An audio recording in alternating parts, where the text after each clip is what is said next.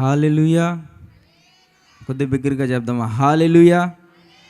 దేవుని నామానికి మహిమ కలుగును గాక. ఈ అవకాశం ఇచ్చిన దేవాతి దేవునికి నేను కృతజ్ఞుడై ఉన్నాను. అలానే బేతేల్ మినిస్ట్రీస్ వ్యవస్థాపకులైన దైవజనులకి నా హృదయపూర్వకమైన వందనాలు తెలియజేస్తున్నాను. సరే, క్లుప్తంగా కొన్ని విషయాలు పరిశుద్ధ లేఖన గ్రంథంలో నుండి మనం విందాం. బైబిల్ గ్రంథం ఉన్నవారు అందరూ తెరిచి చూడండి. న్యాయాధిపతులు గ్రంథము 6వ అధ్యాయము 11వ వచనము నుండి 15వ వచనం దాకా మనం చదువుకుందాం. యెహోవా దూత వచ్చి అబియోజ్రీయుడైన యెహోషునకు కలిగిన ఎఫ్రాలోని మస్తాకి వృక్షము క్రింద కూర్చుండెను. యెహోషు కుమారుడైన గిద్యోను మిద్యానీయులకు మరుగైయుండినట్లు గానుగు చాటున గోధుమలను దూలుగొట్టుచుండగా యెహోవా దూత అతనికి కనబడి, పరాక్రమము గల బలాఢ్యుడా, యెహోవా నీకు తోడై ఉన్నాడని అతనితో అనగా, గిద్యోను చిత్తము నా ఏలినవాడా, యెహోవా మాకు తోడై ఉండిన ఎడల ఇదంతయు మాకు ఎలా సంభవించెను? యెహోవా ఐగుప్తులో నుండి మమ్మను రప్పించెనని చెప్పుచు మా పితరులు మాకు వివరించిన ఆ అద్భుతములు కార్యములన్నీ ఏమాయెను? యెహోవా మమ్మను విడిచిపెట్టి మిద్యానీయుల చేతికి మమ్మను అప్పగించెనని అతనితో చెప్పెను. అంతటా యెహోవా అతని తట్టు తిరిగి బలము తెచ్చుకొని వెళ్ళి, మిద్యానీయుల చేతిలో నుండి ఇశ్రాయేలును రక్షింపుము, నిన్ను పంపినవాడును నేనే అని చెప్పగా, అతడు చిత్తము నా ఏలినవాడా, దేని సహాయము చేత నేను ఇశ్రాయేలును రక్షింపగలను? నా కుటుంబము మనిషే గోత్రములో ఎన్నిక లేనిదే, నా పితరులు కుటుంబములలో నేను కనిష్ఠుడనై ఉన్నానని ఆయనతో చెప్పెను. చాలండి. ఈ చదువుకున్న లేఖన భాగంలో నుండి కొన్ని విషయాలు మనం క్లుప్తంగా దేవుని సహాయం చేత మనం ధ్యానం చేసుకుందాం. ఇశ్రాయేలు ప్రజలు మిద్యానుల చేతికి అప్పగించబడ్డారు. ఎందుకు అనగా, ఇశ్రాయేలు దేవుని దృష్టికి విరోధముగా దోషములు పాపములు చేసినందున దేవుడైన యెహోవా ఇశ్రాయేలు ప్రజల్ని మిద్యానుల చేతికి అప్పగించాడు. అది 7 సంవత్సరాలు మిద్యానుల చేతికి ఇశ్రాయేలు ప్రజలు అప్పగించబడ్డారు. అయితే ఈ 7 ఏండ్ల ఈ కాలములో లేదా ఈ సమయంలో ఇశ్రాయేలు ప్రజలు మిద్యానీయుల చేత భయంకరమైన శ్రమలు అనుభవిస్తూ, వాళ్ళు చెక్కు చేతుల్లో ఉంటూ భయంకరమైన హింసను, బాధను, వేదను కలిగి వీళ్ళు యెహోవాకు మొర్రపెట్టడం ప్రారంభించారు. ఎవరండి? ఇశ్రాయేలు ప్రజలు. ఎప్పుడైతే ఇశ్రాయేలు ప్రజలు యెహోవాకు మొర్రపెట్టడం ప్రారంభించాడో, యెహోవా గిద్యోనుకు ప్రత్యక్షమవటం ప్రారంభించాడు. యెహోవా గిద్యోనుకు ప్రత్యక్షమే అంటాడు, పరాక్రమము గల బాలాఢ్యుడా, నేను నీకు తోడై ఉన్నాను అని అంటాడు. ఇక్కడ కొన్ని విషయాలు క్లుప్తంగా మనం ధ్యానం చేసుకుందాం. గిద్యోను మిద్యానీయుల చేతిలో నుండి తప్పించుకోవటానికి లేదా మిద్యానీయుల చేతిలో నుండి దాగుకోవటానికి ఒక గానుగు చాటున తన జీవితాన్ని, తన బ్రతుకును ఆ మిద్యానీయుల కంట పడకుండా, మిద్యానీయుల చేతికి తన జీవితాన్ని అప్పచెప్పుకోకుండా ఆయన తన జీవితాన్ని భద్రం చేసుకుంటూ ఒక చాటున ఒక గానుగ దగ్గర అతను దాగుకొనొచ్చు తన గోధుమలు నలగొట్టుకుంటూ ఉన్నాడు. అనగా మిద్యానులకు భయపడిన గిద్యోను లేదా మిద్యానుల చేతిలో నుండి ఒక మాటలో చెప్పాలంటే, వాళ్ళ చేతి ద్వారా అనగా మిద్యానీయుల చేతిలో ఇశ్రాయేలు ప్రజలు అనేకులు నశించిపోయారు. అనేకులు వాళ్ళ జీవితాలు పాడైపోయినాయి. అక్కడ రాయబడిన మాట ఏంటంటే, ఇశ్రాయేలు ప్రజలకి జీవన సాధనమైన ప్రతి దానిని మిద్యానీయులు వాళ్ళ చెక్కు చేతిలోకి తీసుకొని సమస్తమును నాశనము చేశారన్నట్లుగా అక్కడ ముందు వచనాల్లో మనం చదువుతాం. అనగా ఇశ్రాయేలు ప్రజలు బ్రతకటానికి లేదా ఇశ్రాయేలు ప్రజలు జీవించటానికి, ఇశ్రాయేలు ప్రజలు తమ జీవన విధానాన్ని కొనసాగించటానికి వాళ్ళ దగ్గర ఏమీ లేకుండా మిద్యానీయులు ఇశ్రాయేలు ప్రజల దగ్గర ఉన్నదంతయు నాశనం చేసి సమస్తమును తీసుకొని వెళ్ళిపోయారు. అలాగూ ఉన్న దినాలలో, అలాగున్న పరిస్థితుల్లో గిద్యోను మాత్రమే గానుగు చాటున దాక్కొని మిద్యానీయులకు భయపడి, నేను కూడా వాళ్ళ చేతికి అప్పగించబెడితే నా బ్రతుకు ఇంతే కదా అని అనుకొని అతను మిద్యానీయులకు దూరంగా, మిద్యానీయులు కంటబడకుండా తన జీవన విధానాన్ని కొనసాగిస్తున్నాడు గిద్యోను. అయితే ఇతని గురించి మనం ఒక మాట చెప్పచ్చు. అదేంటిదంటే మిద్యానీయులకు భయపడిన గిద్యోను. ఎవరండి? అందరు చెప్పాలి. ఎవరు? మిద్యానీయులకు భయపడిన గిద్యోను. మిద్యానీయులు చేతిలో పడితే నా జీవితం నాశనం అవుతుందని తెలుసుకున్న గిద్యోను, లేదా మిద్యానీయులు నా మీదకి వస్తే నేను ఎక్కడున్నానో తెలుసుకుని వాళ్ళు నా మీదకి వస్తే నా జీవితం కూడా ఇలానే అవుతుందిగా నేను భయపడిన గిద్యోను, ఆయన ఒంటరితనంగా, ఒంటరివాడిగా మిద్యానీయులకి దాగుచోటుగా వాళ్ళ నుంచి దూరంగా బ్రతుకుతున్న గిద్యోనుతో దేవుడు అంటాడు, పరాక్రమము గల బలాఢ్యుడా, నేను నీకు తోడై ఉన్నానని దేవుడు గిద్యోనుతో మాట్లాడుతూ ఉన్నాడు. అయితే కొన్ని సందర్భాలలో పిరికివాడిగా ఉన్న గిద్యోను, మిద్యానులకు భయపడిన గిద్యోన్ని దేవుడు మాత్రం పరాక్రమము కలిగిన బలాఢ్యుడిగా చూస్తున్నాడు. గోధుమలు నలగొట్టుకుంటున్న గిద్యోన్ని, గోధుమలు విసురుకుంటున్న గిద్యోన్ని దేవుడు మాత్రం పరాక్రమము గల బలాఢ్యుడిగా చూస్తున్నాడు. అదేంటండి? మనుషుల దృష్టికి దేవుని దృష్టికి వ్యత్యాసమైంది. మనుషులు ఎలాగో చూస్తున్నారు, దేవుడు ఎలాగో చూస్తున్నాడు. గిద్యోను మాత్రం తన హృదయములో, తన మనసులో అనుకుంటున్న మాట ఏంటంటే, నేను దేనికి పనికిరాని వాడినండి, నేను ఎవ్వరికి ఎన్నిక లేని వాడిని. మన కింద వచనాల్లో చదివితే గిద్యోను అంటాడు, యెహోవా నా కుటుంబము మనుష్య గోత్రములో ఎన్నిక లేనిదే. ఏందంట? గిద్యోను కుటుంబము ఎన్నిక లేని కుటుంబం, దేనికి పనికిరాని కుటుంబం, ఎవరి దృష్టికి కనీసము కంటికి ఆనని కుటుంబం. అలాంటి కుటుంబంలో పుట్టినవాడినండి నేను అందరికంటే నా పితరులలో నేను కనిష్ఠుడను, అందరికంటే నేను చిన్నవాడిని, నేను అందరికంటే పెద్దవాడిని కాదు, లేదా జ్యేష్ఠుని కాదు, నేను కనిష్ఠునని గిద్యోను దేవుడితో అంటే, దేవుడు అంటాడు, ఒకవేళ నువ్వు కనిష్ఠుడు అయి ఉండవచ్చు, ఒకవేళ నువ్వు మనుషుల దృష్టికి లేదా స్నేహితుల దృష్టికి నీ కుటుంబంలో నువ్వు ఎన్నిక లేని వాడిగా కనపడవచ్చు, కానీ నా దృష్టికి మాత్రం నువ్వు పరాక్రమము కలిగిన బలాడివే. గట్టిగా దేవుని నామానికి మహిమ చెప్దామా? అందరూ హల్లెలూయా చెప్దామా? మనుషుల దృష్టికి మనం ఎన్నిక లేని వారమే, కానీ దేవుని దృష్టికి మనం అందరము పరాక్రమము కలిగిన బలాఢ్యులము. ఆమేన్ చెప్పండి. ఎంతమంది మాట నమ్ముతున్నారు? గిద్యోను అంటాడు, మా మనుష్య గోత్రంలో మా కుటుంబం ఎన్నిక లేనిదే, అందరూ మా కుటుంబాన్ని నెట్టివేశారు, అందరూ మా కుటుంబాన్ని నిరాకరించారు, ఎవ్వరు మమ్మల్ని సరిగ్గా చూసుకున్న వాళ్ళు లేరు, మేము దేనికి పనికిరాని కుటుంబం అని మా కుటుంబానికి ముద్ర వేశారు, అయినా పర్లేదు. దేవుడు అంటాడు, నువ్వు మాత్రం పరాక్రమము కలిగిన బలాఢ్యుడివి. ఒకవేళ మనుషులు మనల్ని చూస్తున్న విధానం వేరే ఉండొచ్చు, ఒకవేళ మనుషులు మనం చూస్తున్న విధానం ఇతను దేనికి పనికిరాని వ్యక్తి అనుకోవచ్చు, కానీ దేవుడు మాత్రం నిన్ను పనికిరాని వ్యక్తిగా చూడలేదు, దేనికి చల్లని వ్యక్తిగా చూడలేదు, దేనికి అర్హత లేని వ్యక్తిగా చూడలేదు. ఆయన నిన్ను చూస్తున్నప్పుడు ఈ వ్యక్తి నా పని చేయటానికి పరాక్రమం గల బలాఢ్యుడు. ఈ వచనాలు మనం చదువుతుంటే మనకు అర్థమయ్యే విషయం ఏంటంటే, ఏ మిద్యానులకైతే గిద్యోను భయపడ్డాడో ఇప్పుడు దేవుడు అంటాడు, అదే మిద్యానుల చేతిలోండి ఇశ్రాయేలుని రక్షింపగలిగే వ్యక్తివి నీవే అంటాడు. అదేందండి? అసలు భయపడుతుంది ఎవరి విషయంలో? గిద్యోను.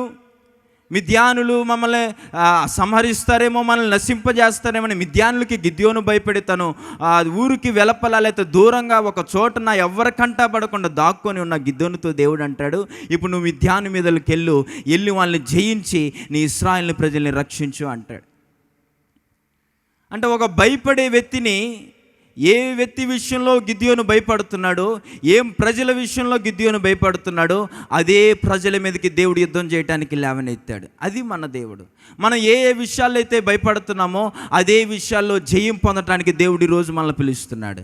మనం ఏ విషయాల్లో అయితే దిగులు చెందుతున్నామో, మనం ఏ విషయాల్లో అయితే మనం భయపడి వాటికి దూరంగా దాక్కుని ఉన్నామో, అదే దాక్కుని మనల్ని ఇప్పుడు దేవుడే అంటున్న మాట, పరాక్రమము గల బలాఢ్యుడా లే, నేను వారి మీద నీకు విజయాన్ని ఇస్తానని దేవుడు మాట్లాడుతూ ఉన్నాడు. అందుకనే గిద్యోను దేవుడితో సంభాషణ జరుగుతున్నప్పుడు దేవుని దూత వచ్చి, గిద్యోను పరాక్రమం గల బలాఢ్యుడా, యెహోవా నీకు తోడై ఉన్నాడని మాట్లాడితే గిద్యోను అంటాడు, నీ చిత్తము ఎలినవాడా, నీవే మాకు తోడై ఉంటే ఇదంతయు మాకు ఎలా సంభవించేను? ఏదంతయు నువ్వే మాకు తోడై ఉంటే, యెహోవా కలిగిన దేవుడవు, పరాక్రమము కలిగిన దేవుడవు, సూర్యుడు అని పిలువబడుతున్న నీవు, అసమానుడు అని పిలువబడుతున్నవి నీవు, సమస్తము సాధ్యమే అని పిలువబడుతున్న నీవే మాకు తోడై ఉంటే అసలు మేము మిద్యాను చేతులకి ఎందుకు అప్పగించబడతాం? శత్రువు చేతుల్లో మా జీవితాలు ఎందుకు ఇలా మారతాయి? ఎందుకు మేము ఈ కష్టాన్ని అనుభవించాలి? శత్రువు చేతుల్లో ఎందుకు మేము బాధలను అనుభవించాలి? శత్రువు చేతుల్లో మా కుటుంబాలు ఎందుకు సర్వనాశనం అవ్వాలని గిద్యోను దేవుడితో ప్రశ్నిస్తున్న మాట చూడండి. 13వ వచనం, గిద్యోను, చిత్తము నా ఏలినవాడా, యెహోవా మాకు తోడై ఉండిన ఎడల ఇదంతయు మాకేలా సంభవించను. నిజంగా దేవుడు మనకు తోడై ఉంటే ఇదంతా మనకి ఎలా సంభవిస్తుంది? ఎందుకు మనం ఆ పరిస్థితుల గుండా వెళ్ళాలి? దేవుడే సర్వశక్తి కలిగిన దేవుడు, పరాక్రమము కలిగిన సూర్యుడు అయిన పిలువబడుతున్న దేవుడు మన పక్షంగా ఉంటే, మనకు తోడై ఉంటే మనం ఎందుకు కష్టాల్లో బ్రతకాలండి? మనం ఎందుకు శ్రమల గుండా వెళ్ళాలి? మనం ఎందుకు శత్రువుల చేతికి అప్పగించబడాలి? మన జీవితాలు ఎందుకు శత్రువుల చేతిలో నాశనం అవ్వాలి? దేవుడు తోడై ఉన్నాడంటారా? గిద్యోను అడుగుతున్నాడు, అయ్యా నువ్వే మాకు తోడై ఉంటే, నువ్వే మా పక్షానుంటే మేమెందుకు 7 సంవత్సరాలు మిద్యాను చేతిలో ఈ రీతిగా మేమెందుకు మా జీవితాల్లో నలిగిపోవాలి? ఎందుకు మా జీవితాలు నాశనం అవ్వాలి? ఎందుకు మా జీవితాలు వాళ్ళ చేతుల్లో చిన్నాభిన్నం అవ్వాలి? నువ్వు మాకు తోడై ఉన్నావని యెహోవాను ప్రశ్న అడిగితే ఇంకో మాట గిద్యోను అడుగుతాడు, అయ్యా మా పితరులు నువ్వు చేసిన అద్భుతాలను, ఐగుప్తులో నువ్వు చేసిన సూర్య కార్యాలను, మహత్కార్యాలను, అద్భుతాలను, వాటన్నిటిని మా పితరులు మాకు వివరిస్తూ వచ్చారు. అయితే ఇప్పుడు ఆ అద్భుతాలు ఏమాయను? ఏందంట, ఆ రోజు ఐగుప్తుల మధ్య నువ్వు చేసిన అద్భుతాలు ఈరోజు ఏమైనాయి? ఆ రోజు ఎర్ర సముద్రాన్ని పాయలు చేసావు కదా, మరి ఈరోజు శత్రువుల చేతిలో నుండి నువ్వు ఎందుకు మమ్మల్ని విడిపించట్లేదు? ఆ రోజు ఐగుప్తుల చేతిలో నుండి ఇశ్రాయేలు ప్రజలు విడిపించావు కదా, ఈరోజు ఎందుకు మమ్మల్ని వాళ్ళ చేతికి అప్పగించావు? ఆ రోజు అన్ని అద్భుతాలు చేసావు కదా, ఈరోజు ఎందుకు మేము ఇంకా వాళ్ళ చేతిలో బలిగాను, వాళ్ళ చేతిలో నాశనకరమైన జీవితాలు ఎందుకు మా జీవితాలు అలా ఉన్నాయి అని యెహోవాను ప్రశ్నిస్తా అంటాడు. ఇప్పుడు దేవుడు గిద్యోనుతో అంటున్న మాట, అంతటా యెహోవా అతని తట్టు తిరిగి బలము తెచ్చుకొని వెళ్ళి మిద్యానుల చేతుల నుండి ఇశ్రాయేలును రక్షింపుము, నిన్ను పంపిన వాడును నేనే అని చెప్పగా, గట్టిగా హల్లెలూయా చెప్దామా? ఎవరిని పంపినవాడు? గిద్యోను పంపినవాడు పరాక్రమము కలిగిన బలాఢ్యుడైన యెహోవా దేవుడు. ఏ మిద్యానులకైతే గిద్యోను భయపడ్డాడో అదే మిద్యానుల మీదకి యుద్ధానికి లేవనెత్తిన దేవుడు. ఏ శత్రువును చూసి గిద్యోను భయపడుతున్నాడో అదే శత్రు మీదకి యుద్ధానికి వెళ్ళు అని చెప్తున్న దేవుడు.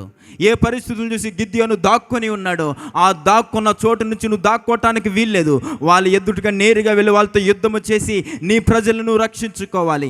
నేను నిన్ను లేవనెత్తిన వాడిను. నువ్వు అనుకుంటున్నావేమో నా కుటుంబం ఎన్నికలేని కుటుంబం, నా కుటుంబం దేనికి పనికిరాని కుటుంబం, నా కుటుంబం దేనికి చల్లని కుటుంబం, నా కుటుంబం వల్ల ప్రయోజనం లేదండి, నా వల్ల ప్రయోజనం లేదు, నేను ఎవ్వరికి చల్లని వాడిని, ఎవరి దృష్టిలో నేను ఎన్నికలేని వాడిని. అయినా పర్లేదు, దేవుడు అంటున్న మాట, నీవు పరాక్రమము కలిగిన బలాఢ్యుడు, నేను నిన్ను పంపి ఉన్నాను. అందుకని మన జీవితాల్లో ఒకవేళ మన జీవితాలు మన పితరులు చేసిన దోషాలను బట్టి మన ముందు వచనాలు చదువుకుంటూ వస్తే, ఇశ్రాయేలు ప్రజలు యెహోవా దృష్టికి దోషము చేసినందున యెహోవా మిద్యానుల చేతికి వాళ్ళని అప్పగించాను. వాస్తవానికి మిద్యానుల కంటే ఇశ్రాయేలు ప్రజలే గొప్ప జనాంగం, వాళ్ళు చెయ్యే పై చెయ్యి. అయితే ఎప్పుడైతే దేవుడైన యెహోవా మిద్యానుల చేతికి ఇశ్రాయేలు ప్రజలను అప్పగించాడో ఇప్పుడు మిద్యానుల చెయ్యే పై చేయగా మారింది. ఇశ్రాయేలు ప్రజలు ఓడిపోవటం ప్రారంభించారు, వాళ్ళ చేతిలో బలిగా మారటం ప్రారంభించారు, వాళ్ళ చేతిలో నలిగిపోవటం ప్రారంభించారు, వాళ్ళ చేతిలో సర్వనాశనం, వాళ్ళ జీవితాలు భయంకరమైన శ్రమలు గుండా వెళ్ళటం ప్రారంభమైనవి. ఎందుకు? దానికి గల కారణం ఏంది అనంటే వాళ్ళ పితరులు లేదా వాళ్ళ తరం వారు చేసిన దోషమును బట్టి దేవుడు ఇశ్రాయేలు ప్రజల మిద్యానుల చేతికి అప్పగించవలసి వచ్చింది.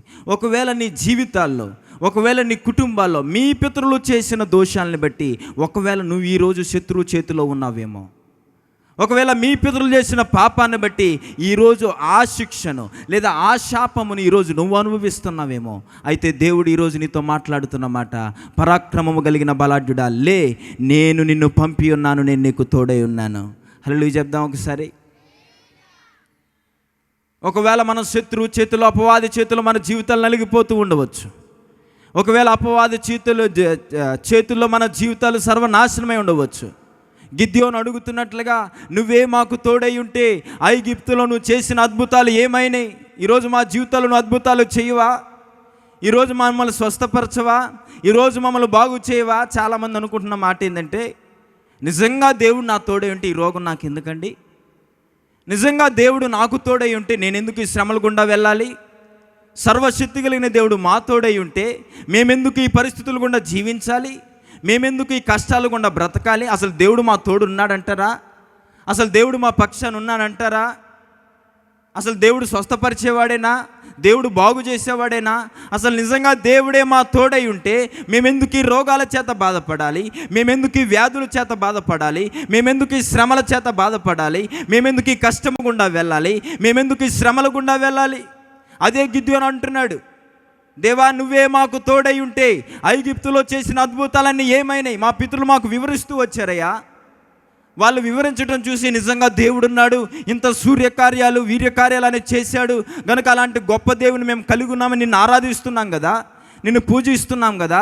అయితే ఈరోజు మమ్మల్ని విడిచిపెట్టి నువ్వు ఎక్కడికి వెళ్ళావు? మమ్మల్ని ఎందుకు శత్రువుల చేతికి అప్పగించావని గిద్యోను దేవుణ్ణి ప్రశ్నించడం ప్రారంభించాడు. అయితే దేవుడు గిద్యోను తట్టి తిరిగి, నేను పంపిన వాడవు నీవే, నేను నిన్ను పంపి ఉన్నాను, నువ్వు ఇశ్రాయేలు ప్రజలను మిద్యానుల చేతిలోండి రక్షింపగలిగిన వాడవు నీవే. చూడండి, దేవుడు ఎంత గొప్పవాడంటే ఎన్నిక లేని వారిని బలమైన జనాంగంగా మార్చే దేవుడు. ఆమెను చెప్తారు ఒకసారి. ఎన్నిక లేనివాడని గిద్యోను అనుకుంటా ఉంటే దేవుడు మాత్రం నువ్వు ఎన్నిక లేనివాడు కాదయ్యా, నువ్వు పరాక్రమము కలిగిన బలాఢ్యుడివి. మనుషుల దృష్టికి గిద్యోను ఎన్నిక లేనివాడండి, బంధువుల దృష్టికి గిద్యోను ఎన్నిక లేనివాడండి, స్నేహితుల దృష్టికి గిద్యోను దేనికి పనికిరానివాడు, ఒక మాటలో చెప్పిన పిరికివాడు. అలాంటి వాడిని దేవుడు నువ్వు పరాక్రమము కలిగిన బలాఢ్యుడు అని పిలుస్తున్నాడు. ఒకవేళ నువ్వు అనుకోవచ్చు, నేను దేనికి ఎన్నిక లేని వాడినండి, నా కుటుంబంలో నన్ను ఎవరు లెక్క చేయట్లేదు, నా కుటుంబంలో నేను దేనికి పనికిరాని వాడుగా ఉన్నాను, నా సమాజం మధ్య, నా బంధువుల మధ్య, నా అన్నదమ్ములు స్నేహితుల మధ్య, నా గ్రామం మధ్య అందరు నన్ను చిన్న చూపు చూసేవాళ్ళేనండి, ఎవ్వరు నన్ను లెక్క చేయరు, నేను ఎవ్వరి దృష్టికి పనికిరాని వాడిని నువ్వు అనుకోవచ్చు. అయితే దేవుడు ఈరోజు నీతో మాట్లాడుతున్న మాట, నిన్ను పంపినవాడు ఆయనే. ఎవరు చెప్పాలి? నిన్ను పంపినవాడు ఆయనే. మనుషుల దృష్టి అందరికంటే తక్కువ వాడువై ఉండవచ్చు, మనుషుల దృష్టికి దేనికి పనికిరాని వాడువై ఉండవచ్చు. అయితే నువ్వు నా దృష్టికి ఇశ్రాయేలును ప్రజలను మిద్యానుల చేతుల నుంచి రక్షించే ఒక రక్షకుడిగా నేను నిన్ను చూస్తున్నాను. అందుకే మానవుని దృష్టి వేరు, దేవుని దృష్టి వేరు. మానవుని ఆలోచనలు వేరు, దేవుని ఆలోచనలు వేరు. అందుకనే దేవుడు మన గురించి ఏం ఆలోచిస్తున్నాడో, దేవుడు మన గురించి ఏం తలస్తున్నాడో అది మనం గ్రహించిన నాడు మనము గిద్యోను వలె పరాక్రమము కలిగిన బలాఢ్యులుగా ఈ లోకములో ఆయన కోసం పనిచేయటం ప్రారంభిస్తాం. కనుక ఈరోజు గిద్యోను స్థితిగతులు ఏమైనాయి అంటే, మిద్యానుల చేతికి అప్పగించబడినప్పుడు గిద్యోను అనుకుంటున్నాడు, ఇంకా మా జీవితాలు అయిపోయినాయండి, ఇశ్రాయేలు ప్రజలు దేవుడు మౌనం అయిపోయాడు, ఆయన మమ్మల్ని శత్రు చేతికి అప్పగించేశాడు, ఇంకా మా జీవితాలు సర్వనాశనం అయిపోయినాయి, ఇంకా మా బ్రతుకంతా ఇంతే, మా బ్రతుకంతా వాళ్ళ చేతిలో బలవటమే, మా బ్రతుకంతా వాళ్ళ చేతిలో కష్టాలు అనుభవించటమే, మా బ్రతుకంతా వాళ్ళు పెట్టిన శ్రమలకు అనుభవించడమే తప్ప మేము మేము ఆనందించే రోజులు పోయిపోయి అవి ఎప్పుడో కాలము గడిచిపోయింది, ఇంకా మా జీవితం అంతా దుఃఖ దినాలే, మా బ్రతుకంతా దుఃఖ దినాలని గిద్యోను ఒంటరివాడిగా ఆ మిద్యానులకి అందరికీ దూరంగా ఒక చాటున దాక్కొని ఆయన గోధుమను నలగగొట్టుకుంటూ ఉన్నాడు. అలాంటి పరిస్థితుల్లో దేవుడు మాట్లాడుతూ, పరాక్రమము కలిగిన బలాఢ్యుడా లే, నేను నీకు తోడై ఉన్నాను. ఈరోజు దేవుడు మీతో మాట్లాడుతున్న మాట, ఎడ కూడి వచ్చిన వారందరితో దేవుడు తోడై ఉన్నాడు. ఎంతమంది మాట నమ్ముతున్నారు? అందరు నమ్ముతున్నారండి ఈ మాట? ఆయన మన తోడై ఉన్నవాడు, ఆయన నిన్నెన్నడూ విడిచిపెట్టలేదు, ఆయన నిన్నెన్నడూ త్రోసివేయలేదు, ఆయన నిన్నెన్నడూ నిరాకరించలేదు. అందుకే వాక్యం ఈ రీతిగా సెలవిస్తుంది, ఆయన యొద్దకు వచ్చేవారిని ఆయన ఎంత మాత్రము త్రోసివేయు దేవుడు కానే కాదు. ఈరోజు నువ్వు ఆయన దగ్గరికి వచ్చావు, గుర్తుపెట్టుకో. ఈరోజు నువ్వు ఆయన సన్నిధిలో ఉన్నావు, అది గుర్తుపెట్టుకో. నువ్వు ఆయన దగ్గరకు వచ్చావు కనుక నిన్నెంత మాత్రం ఆయన త్రోసివేయనే వేయడు, ఆయన నీకు తోడై ఉన్నవాడు. ఒకవేళ నువ్వు ఎన్నిక లేనివాడు అయి ఉండవచ్చు, ఒకవేళ నువ్వు కనిష్ఠుడివి, అందరికంటే చిన్నవాడు అయి ఉండవచ్చు, అయితే ఆయన నీకు తోడై ఉన్నాడు. నిన్ను పంపినవాడు సర్వశక్తి కలిగిన దేవుడు. ఆమెను చెప్దాం ఒకసారి. నిన్ను ఏర్పరచుకున్నవాడు సర్వశక్తి కలిగిన దేవుడు, నిన్ను నియమించినవాడు సర్వశక్తి కలిగిన దేవుడు, నిన్ను పిలిచినవాడు సర్వశక్తి కలిగిన దేవుడు, నీ కోసం ప్రాణం పెట్టినవాడు సమర్థుడు. ఆయన ఎన్నడూ నిన్ను త్రోసివేసేవాడు కానే కాదు. గిద్యోను అదే అడుగుతున్నాడు దేవుని, అయ్యా నిజంగా నువ్వు మాకు తోడై ఉంటే అసలుకి ఇదంతా మాకెందుకు జరుగుతుంది? మేమెందుకు శత్రువుల చేతిలో బలైపోతున్నాం? మేమెందుకు శత్రువుల చేతిలో నలిగిపోతున్నాం? మేమెందుకు శత్రువు చేతిలో మా జీవితాలు చిన్నాభిన్నమైపోతున్నాం? నువ్వు మాకు తోడై ఉన్నావా? మా పితరులు చెప్తున్న మాటలు మేము అన్నీ విన్నామయ్యా. ఐగుప్తులో ఎన్నో అద్భుతాలు చేసావంట, అరణ్య ప్రయాణంలో ఎన్నో అద్భుతాలు చేసావంట, బండలో నుండి నీళ్లు తీసుకొచ్చావంట, ఆహారం అడిగితే మన్నాను కురిపించావంట. ఇన్ని అద్భుతాలు చేసిన నువ్వు ఈరోజు ఏమయ్యావు మా పక్షాన? మమ్మల్ని ఎందుకు శత్రువు చేతికి వదిలిపెట్టావు? మమ్మల్ని ఎందుకు శత్రువు చేతిలో మా జీవితాలను వదిలేసావు? అసలు నువ్వు మాకు తోడే లేవు అంటున్నాడు గిద్యోను. కానీ దేవుడు అంటున్నాడు, నేను నీకు తోడై ఉన్నాను అంటున్నాడు. ఒకవేళ ఈరోజు నువ్వు ఆలోచిస్తూ ఉండవచ్చు, దేవుడు నాకు తోడు లేడండి. కానీ దేవుడు నీతో మాట్లాడుతున్న మాట, నేను నీకు తోడై ఉన్నాను, నేను నీకు తోడై ఉన్నాను, నువ్వు భయపడద్దు, నేను పంపిన వాడవు నీవే. నువ్వు ఏ కష్టములో ఉన్నా, నువ్వు ఏ పరిస్థితుల్లో ఉన్నా, నువ్వు ఏ ఇబ్బందిలో ఉన్నా, ఏ అనారోగ్యముతో ఉన్నా, ఆయన స్వస్థపరచువాడుగా నీ తోడై ఉన్నాడు. ఆయన బాగు చేయవాడుగా నీ తోడై ఉన్నాడు. ఆయన నీ శ్రమ నుండి విడిపించేవాడుగా నీ తోడై ఉన్నాడు. నీ పరిస్థితుల నుండి బాగు చేయటానికి, ఆ పరిస్థితి నుండి నేను బయటకు తీసుకురావటానికి ఆయన నిత్యము నీ తోడై ఉన్నవాడు. ఎంతమంది మాట నమ్ముతున్నారు? ఆయన మన పక్షాన తోడై ఉండి నిరంతరము మనతోనే నిలిచినవాడు ఆయన. గిద్యోను అడుగుతున్న ప్రశ్నలకి దేవుడు ఒకటే ఒక జవాబు ఇచ్చాడు, నేను నిన్ను పంపాను, నేను నీకు తోడైనా, నువ్వు వెళ్ళు. ఐగుప్తులో చేసిన అద్భుతాలన్నీ ఏమైపోయినాయి? ఈరోజు అవి జరగవా? ఈరోజు మా పక్షాన అద్భుతాలు నువ్వు చేయవా అంటే దేవుడు చేస్తాడు. ఒకవేళ నువ్వు ఆలోచిస్తూ ఉండవచ్చు, నా జీవితంలో ఏ అద్భుతాలు జరగట్లేదు, నా జీవితంలో ఏ కార్యము జరగట్లేదు, నా జీవితంలో ఏ మహత్కార్యాలు దేవుడు చేయలేదండి, నేను ఇంకా రోగాల చేత బాధపడుతున్నాను, నేను ఇంకా శాపంలోనే నలిగిపోతూ ఉన్నాను, నేను ఇంకా వ్యాధుల్లోనే కృంగిపోతున్నావు నువ్వు అనుకుండవచ్చు. అయితే దేవుడు అంటున్న మాట, నేను నీకు తోడై ఉండగా నీకు భయమేలా? గట్టిగా దేవుని నామమున మహిమపరుద్దామా? గట్టి హల్లెలూయా చెప్దామా? హల్లెలూయా. దేవుడు మనకు తోడై ఉన్నవాడు. ఆయన పొందిన గాయముల వల్ల మీరు స్వస్థత నొందితిరి. మనం అనుకుంటా ఉండవచ్చు, ఒకవేళ మీరు అనుకుంటా ఉండవచ్చు, నిజంగా దేవుడు నా పక్షాన ఉంటే ఎందుకండి నాకు ఈ రోగం? దేవుడు నాకు తోడై ఉంటే నాకెందుకండి ఈ శ్రమలు? దేవుడు నాకు తోడై ఉంటే నేను ఎందుకు ఈ పరిస్థితుల్లో ఎందుకు నలగాలి? ఎందుకు నేను శత్రువు చేతికి అప్పగించబడాలని నువ్వు అనుకుంటా ఉండవచ్చు. అయితే దేవుడు నీకు తోడై ఉన్నాడన్న సంగతి నువ్వు గుర్తెరుగుతావా? ఆయన నీకు తోడై ఉంటే నిన్ను జయించగలిగిన వాడు కానీ, నీతో పోరాడగలిగిన శత్రువు కానీ భూమి మీద లేనే లేడు. నేను అప్పుడప్పుడు ఈ మాట చెప్తా ఉంటాను, నీ ముందున్న పరిస్థితి ఎంత గొప్పదైనా నీతో ఉన్నవాడు ఎంత గొప్పవాడో నువ్వు గ్రహించిన నాడు విజయము నీ సొంతం. ఎంతమందికి ఈ మాట అర్థమైంది? ఎంతమందికి ఈ మాట అర్థమైంది? నీ ముందున్న పరిస్థితులు ఎంత గొప్పవై ఉండవచ్చు, అది ఎరుకో ప్రాకారాలై ఉండవచ్చు, అవి గొల్యాతులై ఉండవచ్చు, అయినా పర్లేదు, అది ఎర్ర సముద్రమై ఉండవచ్చు, అయినా పర్లేదు, నీతో ఉన్నవాడు గొప్పవాడన్న సంగతి నువ్వు గుర్తెరిగిన నాడు ఆయన నీకు విజయాన్ని ఇచ్చి నేను నడిపిస్తాడు ముందుకి. అది మనం గ్రహించాలి. ఆయన నిత్యము నీ చేయి విడిచిపెట్టలేదండి. ఆయన నిత్యము నీకు తోడై ఉన్నవాడు. ఆయన నీ పక్షాన అద్భుతాలు చేయటానికి, నిన్ను నీ పరిస్థితుల నుండి విడిపించటానికి, నీ శ్రమల నుండి నిన్ను విడిపించటానికి, శత్రువు చేతిలో నుండి నిన్ను తన యొద్దకు తీసుకురావటానికి ఆయన నిరంతరము నీ తోడై ఉన్నాడు. కానీ అది గుర్తెరిగితే విజయము నీ సొంతం. దేనికి భయపడవలసిన అవసరం లేదు. గిద్యోను దేవునితో అంటున్న మాట, నువ్వు తోడై ఉంటే మాకు ఇది ఎలాగూ సంభవించు. ఒకవేళ మనకు ఎదుర్కొన్న పరిస్థితులన్నీ మనం ఇలానే ఆలోచన చేస్తూ ఉండవచ్చు, నిజంగా దేవుడే ఉంటే నాకెందుకండి ఈ పరిస్థితి, నేను ఎందుకు ఈ శ్రమల గుండా వెళ్ళాలి? అయితే దేవుడు నీకు తోడై ఉన్నాడన్న సంగతి నువ్వు గుర్తెరిగి రోజు దేవుని జీవితంలో గొప్ప కార్యాలు చేస్తాడు. ఐగుప్తులో అద్భుతాలు చేసిన దేవుడు గిద్యోను జీవితంలో అద్భుతం చేయడా? ఐగుప్తులో నుండి ఇశ్రాయేలు ప్రజలను విడిపించిన దేవుడు మిద్యానుల చేతిలో నుండి ఇశ్రాయేలు ప్రజలు విడిపించడా? చెప్పండి, విడిపించడా? గిద్యోను తన ఎదుర్కొన్న శ్రమలను బట్టి, లేదా మిద్యాను చేతిలో నలిగిన జీవితాన్ని, అనుభవాన్ని బట్టి దేవుడు ఏమైపోయాడండి మా పక్షాన? అసలు నిజంగా ఆయన అద్భుతాలు చేస్తుంటాడు అంటారా? అసలు ఐగుప్తులు అవి జరిగినాయేనా? మా పితరులు చెప్తే మేము విన్నాం, మేమైతే కల్లారా చూడలేదు. మా పితరులు చెప్తా వాటి గురించి వివరిస్తూ వస్తూ ఉంటే వాటిని విని మా దేవుడు ఇంత గొప్పవాడని మేము చెప్పుకొని ఆయన ఆరాధన చేసి ఆయన పూజించాం. అయితే ఈరోజు ఈ పరిస్థితులను చూస్తూ ఉంటే అసలు దేవుడు మాకు తోడై ఉన్నాడా? అసలు దేవుడు మా పరిచర్య పట్ల తోడై ఉన్నాడా? దేవుడు మా కుటుంబం పట్ల తోడై ఉన్నాడా? దేవుడు మా సమాజం పట్ల తోడై ఉన్నాడా? లేదా దేవుడు నా పట్ల తోడై ఉన్నాడని ఆలోచన వస్తూ ఉండవచ్చు. అయితే నీ పరిస్థితులకు మించినవాడు ఆయన. ఆమెను చెప్దామా? దేనికి మించినవాడు? నీ పరిస్థితులను మించినవాడు. సాతాను తలని చితకదొక్కినవాడు నీ పరిస్థితిని చితకదొక్కలేడా? సాతాను తలనే అసలు నలిగిపోయేటట్టు ఆయన తొక్కినవాడు నీ పరిస్థితి ఎంత అండి ఆయన ముందు? నువ్వు ఎదుర్కొన్న శ్రమలు ఎంత ఆయన ముందు? నువ్వు ఎదుర్కొంటున్న రోగం ఎంత ఆయన ముందు? అది ఆయన ముందు నిలవజాలనే జాలవు.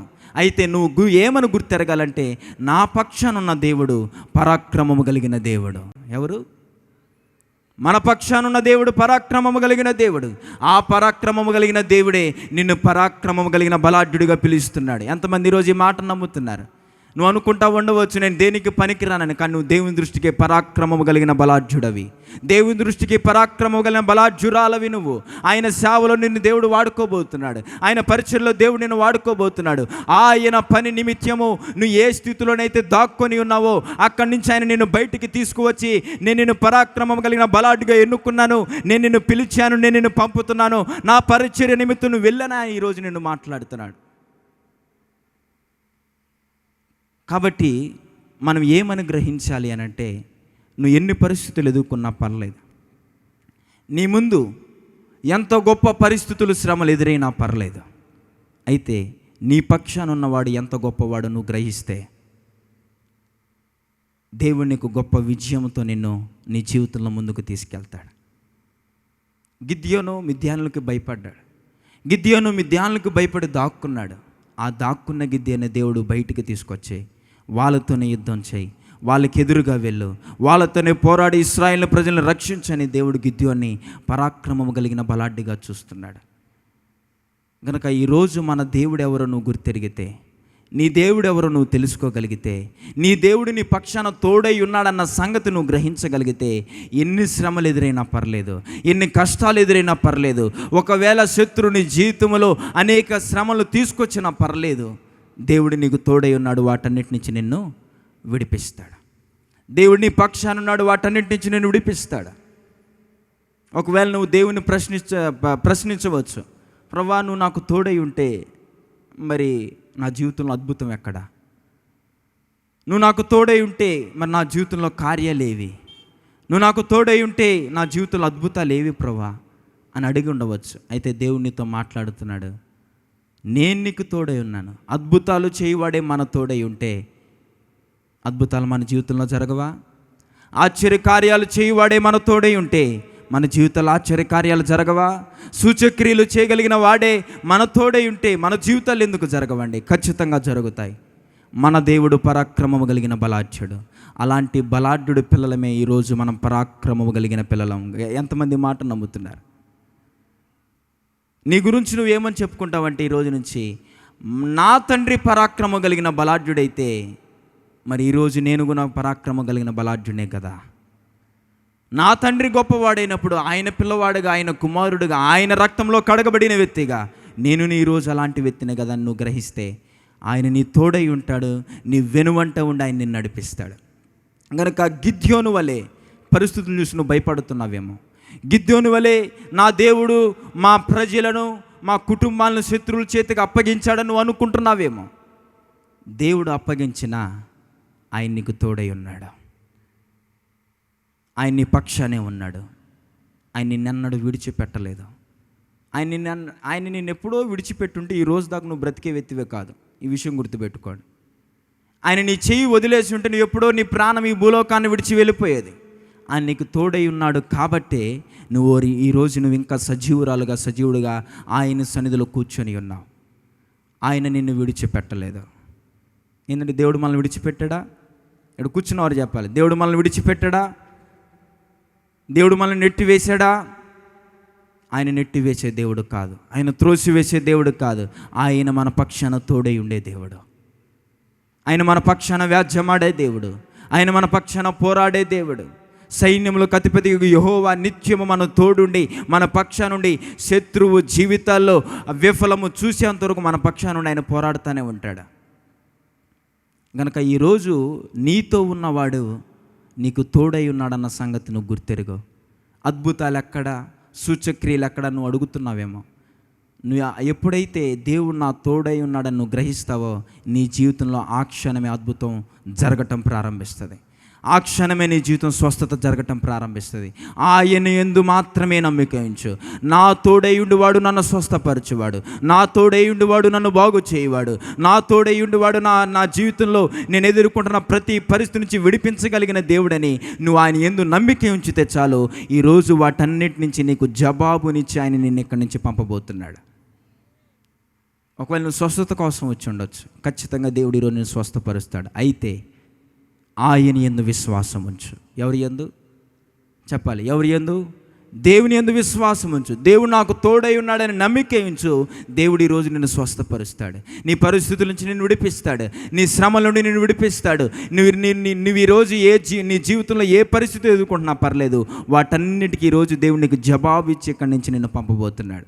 కనుక మనమందరము గుర్తించాల్సిన విషయం, ఎన్ని పరిస్థితులు ఎదురైనా పరాక్రమము కలిగిన ఒకవేళ ఎరోకో ప్రాకారాల ముందు నిలబడిన వాటికి మించిన పరాక్రమం కలిగిన వ్యక్తివి నువ్వు అన్న సంగతి మర్చిపోవద్దు. వాటికి మించిన పరాక్రమం కలిగిన దేవుడు మన తోడున్నాడన్న సంగతి నువ్వు మర్చిపోవద్దు. ఆయన తోడున్న సంగతి నువ్వు మర్చిపోనున్నాడు. ఆయన యందు విశ్వాసం ఉంచినాడు. గొప్ప కార్యాలు దేవుడు మన జీవితాల్లో, మనందరి జీవితాల్లో, కూడి వచ్చిన మనందరి జీవితాల్లో దేవుడు చేయని ఉన్నాడు. గనుక నువ్వు ఎన్నిక లేని వాడివే, ఒకవేళ నువ్వు కనిష్ఠుడివే, చివరివాడివే అయినా పర్లేదు, దేవుడు నిన్ను పరాక్రమము కలిగిన బలాఢ్యుడిగా నీ లోకానికి పంపాడు. ఆయన పని కోసం నిన్ను పంపాడు. ఆయన పని చేయమని నిన్ను పంపాడు. ఆ పనిని గుర్తెరిగి ఆయన పక్షాన పని చేయడానికి నిన్ను సమర్పించుకొని ఆయనకి నిన్ను లోబరుచుకో. దేవుడు నీ జీవితంలో గొప్ప కార్యాలు చేస్తాడు. కనుక దేవుడి మాటలు దీవించునుగాక. ఆమేన్, ఆమేన్.